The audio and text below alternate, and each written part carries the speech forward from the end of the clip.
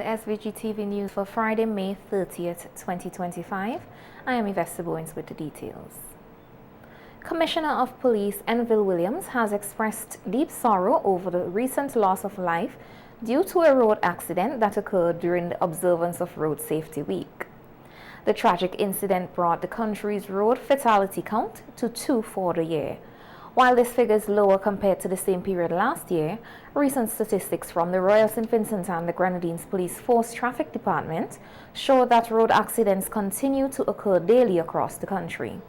Speaking at Heritage Square today at a rally following a Road Safety Week march, Commissioner Williams said it is deeply concerning that many individuals continue to ignore basic traffic rules and regulations, leading to unnecessary pain, loss, and financial burden for families.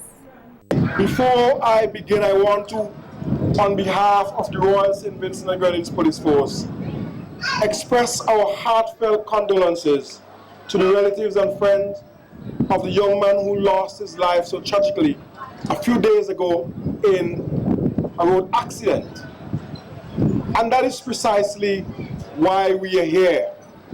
That is precisely what the team seeks to capture: safer roads, safer community, a shared responsibility. It means that as road users, as vehicle operators, when we adhere to the rules of the road, mothers and fathers and sons and daughters will not have to cry for the death of a loved one who succumbed to senseless injuries and senseless accidents.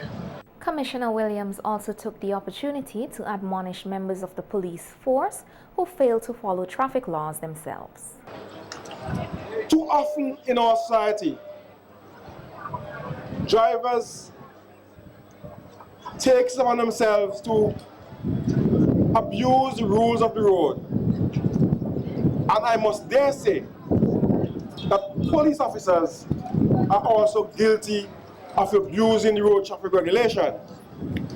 A very clear case in point happened just a few moments ago when a cyclist rode down the wrong way and the cyclist is a police officer. Children, the rules are there for us to observe and not for us to break wantonly. I want to appeal therefore to motorists and pedestrians to continue to abide by these rules, because it is by abiding by them that we have safer roads, thus safe. He further encouraged all citizens and police officers in particular to actively enforce and obey traffic regulations. Commissioner Williams also commended teachers and students for their participation in Road Safety Week activities. I want to appeal to police officers, not just at traffic department, but at the out districts, to continue to police the regulations because they are there for our safety. And I want to encourage all of us, all the users of the roads, drivers, pedestrians, passerbyers, to abide by these rules. And young people, as we follow these rules, as the leaders of tomorrow, rules are there to make sure that society is ordered right. And I'm glad that you are here. I'm glad that you are here taking in this very concept that, although it looked mundane to some, and Mr. Wilson mentioned that only police and the schools are out here and that the traveling public is absent, I am glad that you young people, that you are here to observe and to associate yourself with obedience to the rules, because by doing so, we recognize that we have in St. Vincent and Grenadines a bright future with you at the helm. The Commissioner concluded by reaffirming the RSVG-PF's commitment to ongoing road safety education and enforcement efforts across the country. In an effort to improve road safety and strengthen the enforcement of traffic regulations, Attorney General Grenville Williams has emphasized the need for greater use of technology. Williams, who was the featured speaker at today's march and rally for Road Safety Week, stated that many drivers often escape accountability for traffic violations due to a lack of evidence. However, he noted that the use of surveillance cameras and other recording devices could significantly aid in prosecution efforts. Now we have 40,000 vehicles. Our traffic officers, the human beings, cannot be everywhere. We need to implement the greater use of technology on our roadways, cameras, other devices to monitor the use of our roadways. And we need the supporting legislation.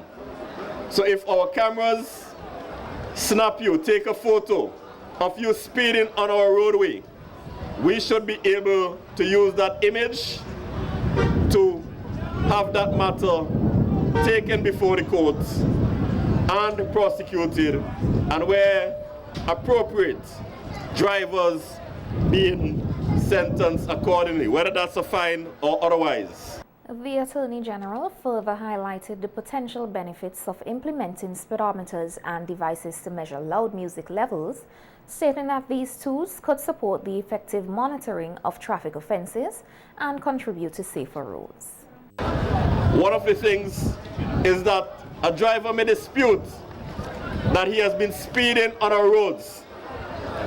Do we have the appropriate technology in our hands to determine the rate at which a driver is moving along our roadway?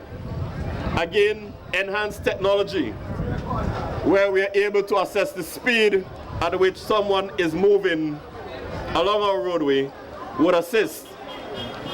There's the issue, and oftentimes in our minivans, where persons argue that the music is played at an excessive volume. It's very loud. But again, that depends on the individual to make an assessment. Yes, we could all determine when something is loud. But again, if we have the technology that measures the loudness of that sound, then we can use that science to help us in prosecuting such matters.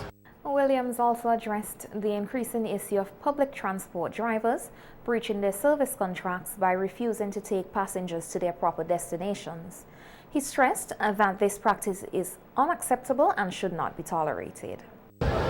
Again, some people will argue that when they use our transportation system, that our drivers do not take them to their final destination as contractually agreed. That issue is addressed in the law. So, our drivers should not be turning back at Massey and Stony Grounds, at Peace Memorial Hall, simply because there are lots of passengers on the road, because that would be a breach of the contractual arrangement. They should take you to your final destination. This year's Road Safety Week is being observed under the theme Safer Roads, Safer Communities, a Shared Responsibility. Students from several schools participated in today's march and rally, which was organized by the SVG-PF Traffic Department to raise awareness about the importance of road safety and responsible driving. Opposition Member of Parliament for East Kingstown, Fitzgerald Bramble, says voters should be allowed to freely cast their ballots where they are registered, regardless of temporary displacement. His comments follow suggestions that some Union Island residents displaced by Hurricane Beryl may not return to the island to vote, but instead may attempt to vote on mainland St. Vincent, where many are currently residing temporarily. I think it's a shame that our democracy has to come to this level. Look, the bottom line is you vote where you are registered. Yeah? The people from the Southern Grenadines who are registered in the Southern Grenadines ought to have the opportunity to vote there. Their being on the mainland is not through any voluntary doing of their own. They were forced to move from their normal place of residence because of a disaster. They don't live here. They are temporarily residing here. And every effort should be made to make sure that the people of the Southern Grenadines are not cheated out of their democratic right to vote where they live, where they reside normally, and where they want to vote. Bramble said he has been in contact with several individuals temporarily residing in his East Kingston constituency. So far, no one has expressed any intention of voting on mainland St. Vincent instead of Union Island. Well, I have not heard anybody from the Southern Grenadines say that. There are quite a few persons from the Southern Grenadines who are residing in East Kingston, in particular, because of the Hurricane Beryl. And I have visited several of them on more than one occasion, and I have not heard any of them. None of them have said to me that they want to stay up here and vote. So I can only go based on my information of them. If the Prime Minister has different information, then that's, he needs to deal with that. But the bottom line is that no politician should be allowed to interfere with the democratic process. You should vote where you are registered to vote, and even if the law doesn't address this situation of an unforeseen circumstance of them having to move because of a disaster, their basic rights should still be intact. Following the devastation caused by Hurricane Beryl, many students from Union Island have been relocated to mainland St. Vincent, accompanied by a parent. The government is currently covering the cost of their accommodation. The Animal Health and Production Division, AHPD, in St. Vincent and the Grenadines has received a donation of personal protective equipment from the Inter-American Institute for Cooperation on Agriculture, the IICA, aimed at strengthening national defenses against African swine fever. The donation was facilitated through a partnership between IICA and the United States Department of Agriculture, the USDA, following intensive ASF response training sessions held in Kansas and Puerto Rico. As part of its preparedness efforts, the AHPD recently conducted a national simulation exercise to assess its operational readiness in the event of an ASF outbreak. During the exercise, approximately 70 blood and swab samples were collected from swine populations across the country. This initiative forms part of a coordinated regional strategy designed to improve early detection, containment, and biosecurity infrastructure throughout the Americas. Authorities have emphasized that there is currently no outbreak of ASF in St. Vincent and the Grenadines, and the simulation exercise is strictly precautionary.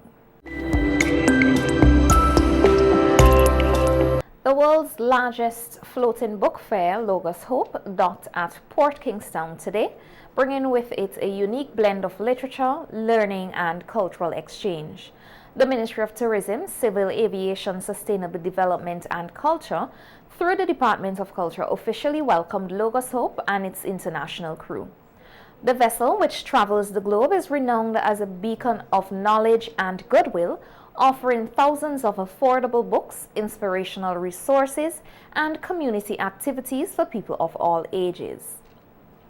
According to the ministry, the visit of Logos Hope represents an enriching opportunity for Vincentians to engage with diverse cultures and ideas.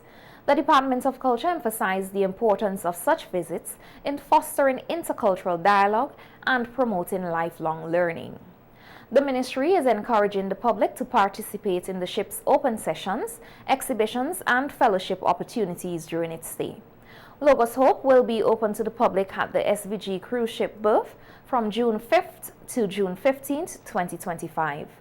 An opening ceremony will be held on June 5th at 10 a.m., featuring a brief program to highlight the ship's mission and the positive impact of its visit to St. Vincent and the Grenadines. The events will be attended by distinguished guests, including government officials, local organization representatives, and other key stakeholders. The Logos Hope previously visited in June 2021. The annual Calypso and Soca Artists Workshop will be held tomorrow, Saturday, May 31st, at the Teachers Credit Union building starting at 10 a.m. The workshop aims to enhance the Calypso and Soca experience by blending traditional elements with modern influences. This was highlighted by Earl Cabba Bennett, president of the SVG Calypsonians Association, during a discussion on WeFM this morning. Bennett emphasized that bridging the gap between younger and older artists creates a richer musical experience and better connects with audiences. We have not been able to see our score sheet. And when I say score sheet, not in its entirety, because we also want to protect the judges.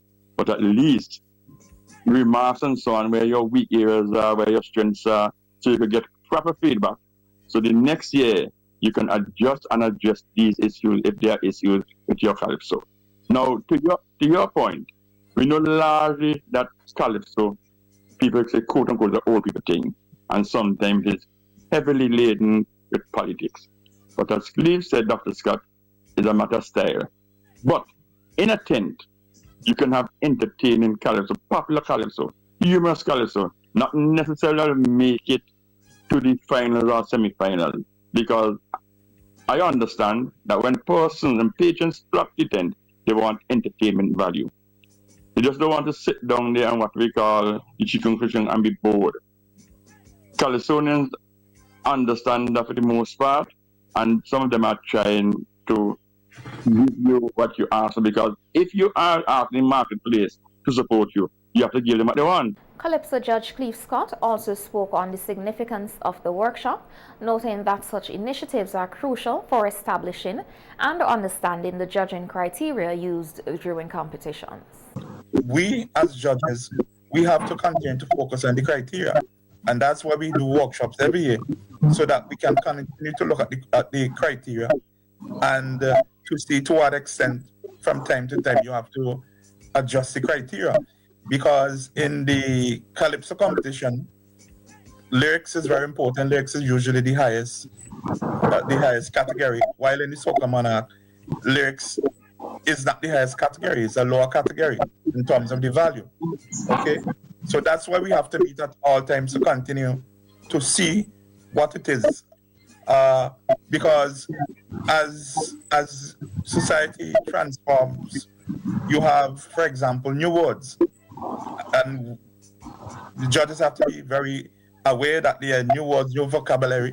For example, eat a food is a new terminology that has entered into our vocabulary and so on. So we have to keep abreast of what is happening, and we need to continue to speak to each other so that we can always be better prepared to offer better judgment. Bennett described involvement in Calypso as a labor of love and encouraged the public to show support for the art form and for the artists to dedicate themselves to preserving and evolving this important part of Vincentian culture.